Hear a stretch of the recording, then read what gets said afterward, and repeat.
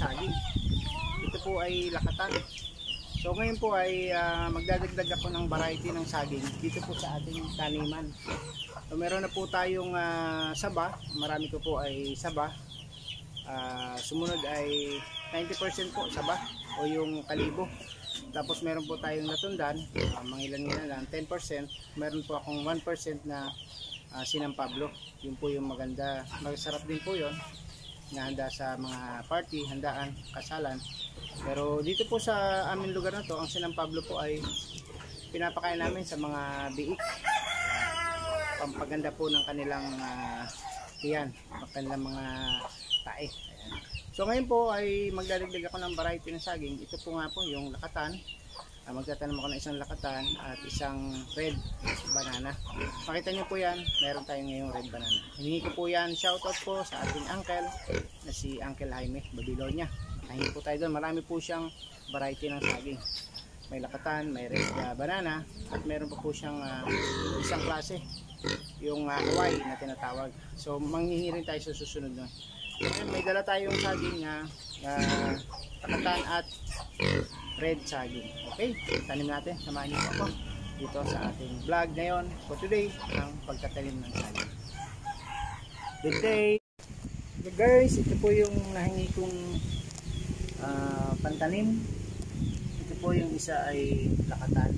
Lakatan po ito. Tapos ito po yung pulang saging. So, yan. Kapag po tayo magtatanim ng saging, ay pahin natin siya. Isama po itong ugat. Isama natin yung ugat. Ayan. Pag wala po yung ugat, hindi po yan mabubuhay. Ayan po. So hanap po tayo ng location ngayon. No? Ito mga ganda pong saging na klase ito. Ito po yung lakatan. Sample na natin. So, dito po tayo magtatanim. Magdala lang po tayo ng asarol. So, ito po yung mga alaga ko na manok. Ganda na po yan. Hanap po tayo dito ng magandang location. Ito naman po, itong isang klase ng saging na ito ay Sinang Pablo. Magbibigay rin po ako sa inyo ng sample nito. Pag ito namunga, ito po yung Sinang Pablo natin. Ayan, malapit na yan. Tapos ito pong mga saging ko dito ay saba. Ito naman yung saba o kalibo. Dito po sa Bicol, kalibo po yan ang tawag doon. So hanap po ako dito ng location para sa saging. Ayun nga po, may puso doon na pwede nang putulan. Puputulin po natin yung puso na yan. Yan yung puso na yan. Yan, haba na. Kailangan na putulan yun. Siguro dito, pwede tayo dito mag... So, ang vlog naman natin ngayon ay farming. Sa farming naman tayo tumutok. Yan. Farming, agriculture. Gumawa tayo ng kangkong pang pakain sa baboy. So, kaya na ako dito. Yan. Okay. Ako muna. Ito. And may tubig-tubig na sa ilalim. Mababaw po kasi itong tubig dito. Ito po isang puno. Dito natin ilalagay yung lakatan. Tapos dito sa pagkalampas nitong latundan, ang lalagay naman po tayo ng ito nga yung tinatawag na red banana. Masarap din po yan, red banana. Maganda din po yan sa mga sa handaan, piyesta. Masarap po yan. Maganda rin po yan yung handa. Ayan, dito tayo hukay ng second position. Medyo makunat-kunat pa dito. Okay, upo muna. Tapos pakita ko rin sa inyo itong isa kong puno dito ng tinanim ko na suha. Parang namatay siya. Ay, wala, patay siya. Namatay oh. Kusang naputo. Yan, medyo malakas ang hangin ngayon. Okay. So ito naman ating latundan, kahit mababa ay namumung. Ito, baba lang, abot na abot ko. Tinatanggalan niya ng puso dito, putulan. Para lalo siyang tumaba yung bunga niya. Ingat nga tayo ngayon kasi pag malakas ang hangin baka itumba siya, sayang. Kaya pag ganyang sobrang lakas ng hangin, babawasan natin ng dahon. Okay, so ito isang lakatan. Ito yung mga uri dito ng variety ng saging ay lakatan. Okay, dito naman ay nabuhay naman natin yung isang suha. Ito suha to. May suha pa tayo dito. So dahil namatay dito yung suha na isa, pwede pa tayo magtanim dyan ng isang variety ng saging. Yung Hawaii, maganda rin po yun. Hanap tayo ng Hawaii na pantanim. Okay, samahan nyo ko guys. Papakita ko sa inyo mamaya pag naitanim na natin yung ating two kinds ng saging. Okay, kita nyo, saglit ko lang yan na hukal, may tubig na agad. Ibig sabihin na hindi masyadong need dito ang pagdidilig. Maganda po yung pwesto. So inapitas natin kangkong, bigyan natin sa baboy para di masyadong maingay. Nakakain na kasi yung aking baboy ng madami na po yung nakain ko. Nakain natin sa baboy pero humihingi pa rin, nag-iingay. Bibigyan natin sila ng kangkong. Sawa ka muna sa mga berde. Yan ang isa kong baboy. Okay, nadadaling ko na yung ating pantanim. Ito, dalawa yung ating pantanim. Dali natin ito. Yan. Isa muna. Ito muna isa. Ito makapag-video. Mabigat kasi. Isa muna, dadali natin. Ito muna ang lakatan.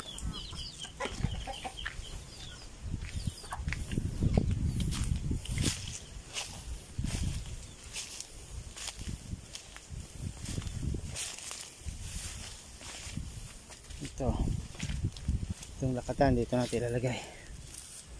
Yan. Okay, kunin pa natin yung isa, yung red banana.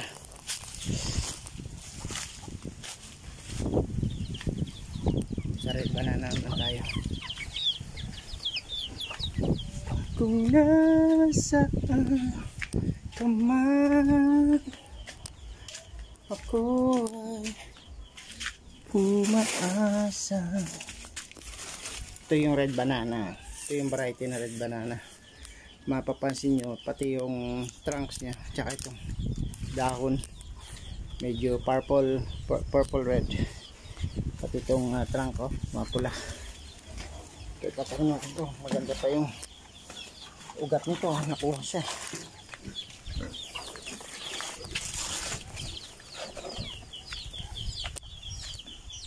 Tapos yung mga dahon na malalago, pinuputulan. Putulan natin yan.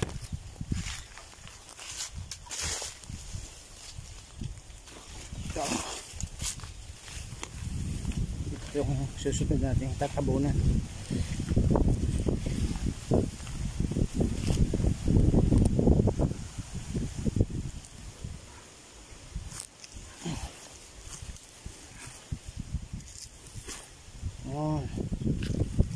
Parang kulang pa ilalim. Tingnan pa natin ang lalim. Wait. Ito na yung red banana natin. Nabaw na yung puno niya. Hindi tagilid. Tingnan natin. Yan, tatabunan ko na ng lupa.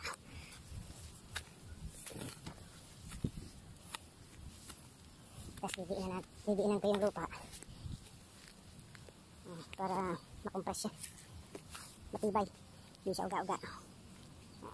Talaga lang itong trabaho nito guys ay pag ganitong farming, maputik. Sa amin na po yan. Sa amin na sa trabaho. So kahit maputikan, Huwag po tayo mag-farming. Hindi po bagay sa atin. Pang-office lang tayo pag ano. Pero kung call kayo na maputi ka, ay, ayan, almost complete na. Yan po ang pagtatanim yun. Ito, compact natin ito pa. Para hindi siya uga-uga sa akin.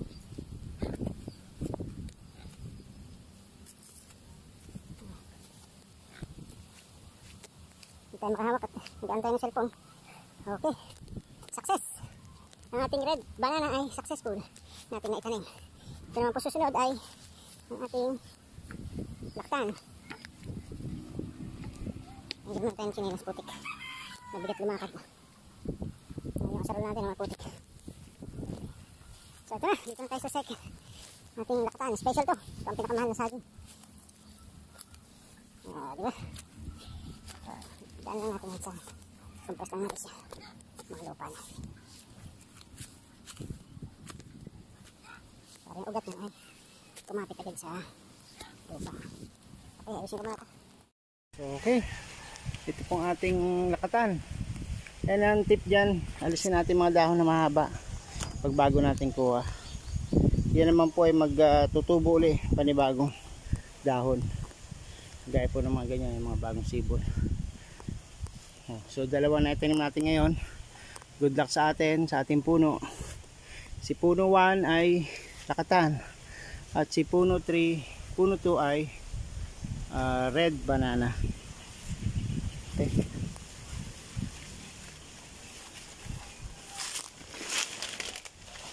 Ito naman ay naitanim ko na to last year. Itong Sinang Pablo.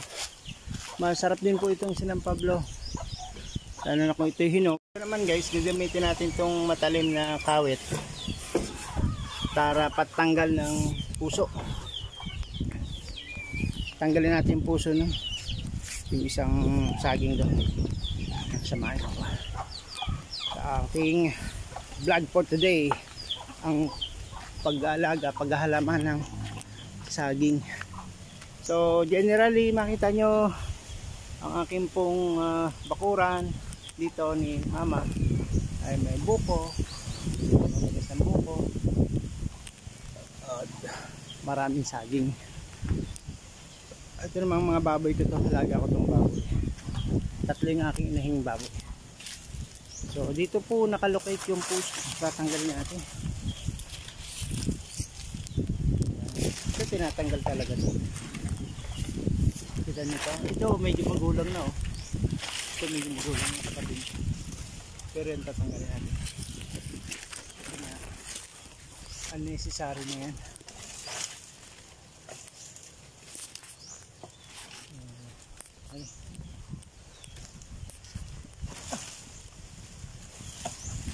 Okay, sakto, malapit sa atin, hindi pumunta doon sa di ba?